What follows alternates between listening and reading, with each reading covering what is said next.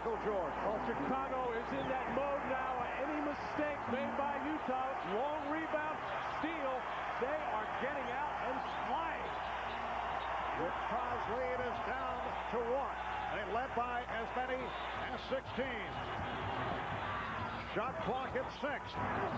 Foster off the double team. Bad shot. Fired it up. And the Bulls actually have a chance to take the lead. They're in the midst of a 23-8 run. Jordan putting moves on and a foul. Stockton was trying to draw the charge. Well, John Stockton out of control. Passing on the move right into the hands of Michael Jordan with Scottie Pippen filling the lane for the nice finish, and Jordan not taking anything for granted, finishing off. Stockton in all kinds of trouble, tries the Dennis Rodman flop, doesn't get the whistle there. Jordan to the line.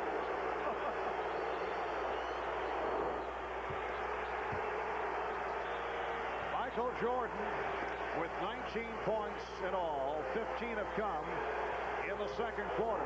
Utah at one point led 36-20, 3 minutes into the second. And the Chicago Bulls have taken a 1-point lead with 2.5 left in the first half. And the Utah Jazz also suffering with Karl Malone on the bench after picking up a third foul. Here's Morris for 3. Everything going wrong for Utah. No leadership, horrible turnovers, no offense, and absolutely non-existent defense. Ostertag guarding Pippen on the switch. Pippen goes right to the basket, and the tip missed by Williams. Stockton checking the floor as he brought it down in deliberate fashion and then decided to reset. Stockton's got to take over here. Without Antoine Carr, without Karl Malone, he's got to be the offense. Sets it up for Morris for 3. Chris Morris off the bench for 8. The Jazz 47, the Bulls 45.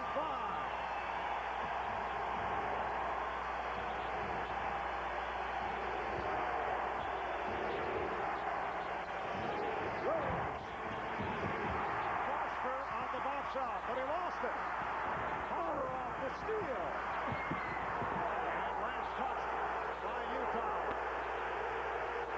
Utah is not taking care of the ball in the defensive end on the few times they do get it. Oh, look at Phil Jackson in the face of Brian Williams. He just called a 22nd timeout, and Phil very upset.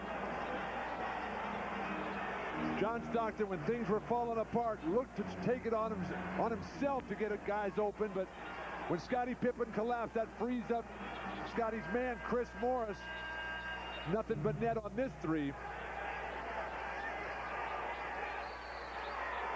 Chris Morris, ecstatic. He should worry about getting back on defense and getting a rebound. Chris Morris has spent 7 tumultuous years as a member of the New Jersey Nets. It's his second season with Utah. Averaged 10 points a game last season, but had his ups and downs and some disagreements with Jerry Sloan this season. At one point, he was actually escorted off the bench by security guards after Sloan was upset with him. That was earlier in the year. Here's Kukoc with the alley-oop intended for Jordan. Stockton running the floor. Nowhere to go. Able to dish it to Russell. Pippen with the rebound. 1 minute to go in the first half. Kukoc for 3. Yes. Tony Kukoc. And the Chicago Bulls lead by 1. This is the best the Bulls have looked in a long time. Aggressive, great attacking defense. Kukoc stroking threes and then pounding the glass. 45 seconds remaining in the first half. Foster.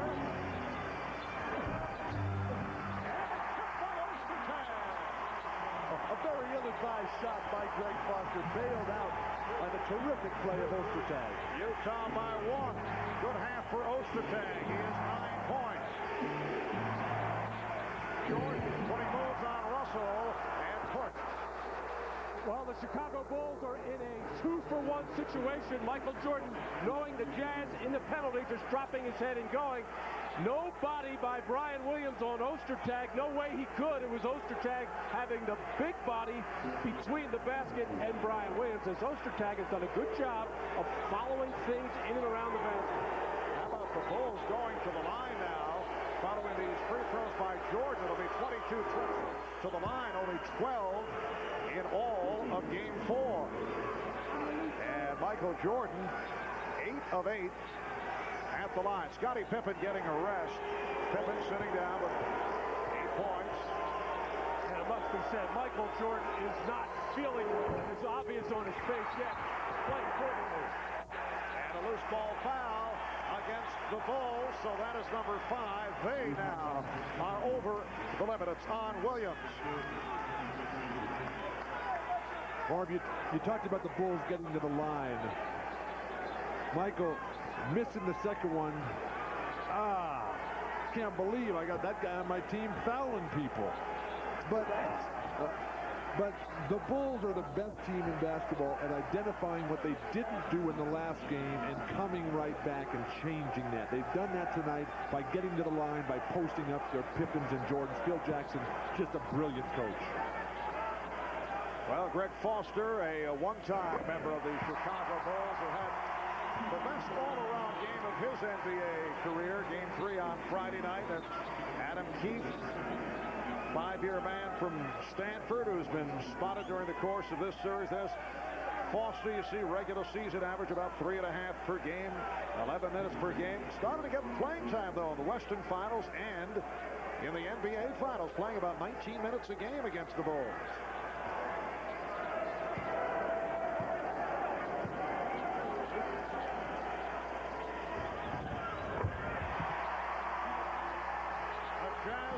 By 2, 20 seconds remaining in this first half, and Chicago will hold for a final shot of the half. Jordan played by Russell. Here's Jordan putting the move on. Jordan cannot reach. Final second. Here comes Russell, chased by Pippen. 1 and 10 seconds remaining. Pippen couldn't make the catch, now recovers and fires, and that is the end of the first half.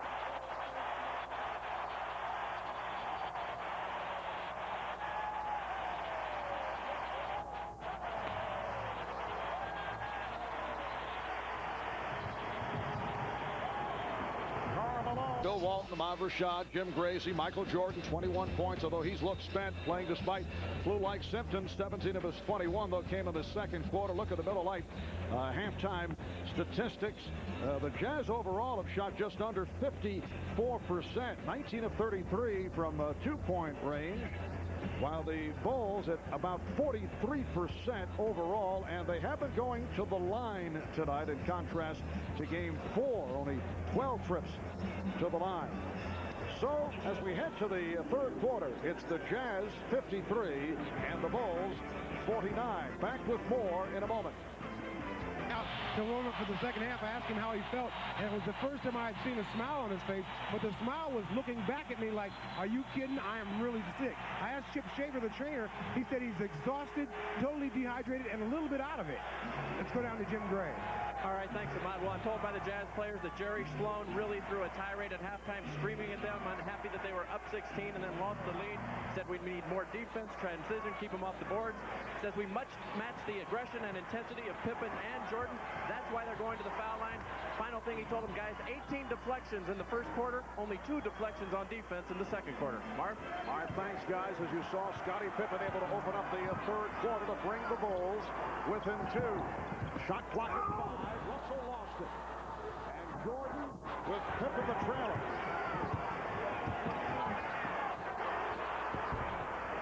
Ostertag on the box out with rebound number 9. Shaky fast break by Michael. The Bulls there actually rearranged his shot while in the air. It was the fast break of Chicago, which was so good in the second quarter. And Brian Russell able to knock down the threes, and very effective from the perimeter. 5 points for Russell. The Jazz 56 and the Bulls 51. We're just underway in the third quarter. Longley got the step. Strong move by Luke Longley. Luke Longley just in too deep. He's got a good left hand. Ostertag cannot relax. He's done that a number of times. Utah by 3. Malone with Russell.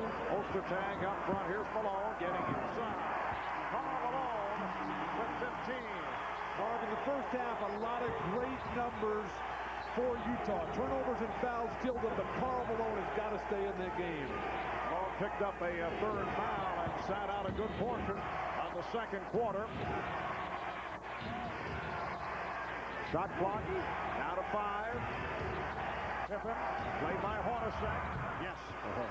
Scottie Pippen has 12.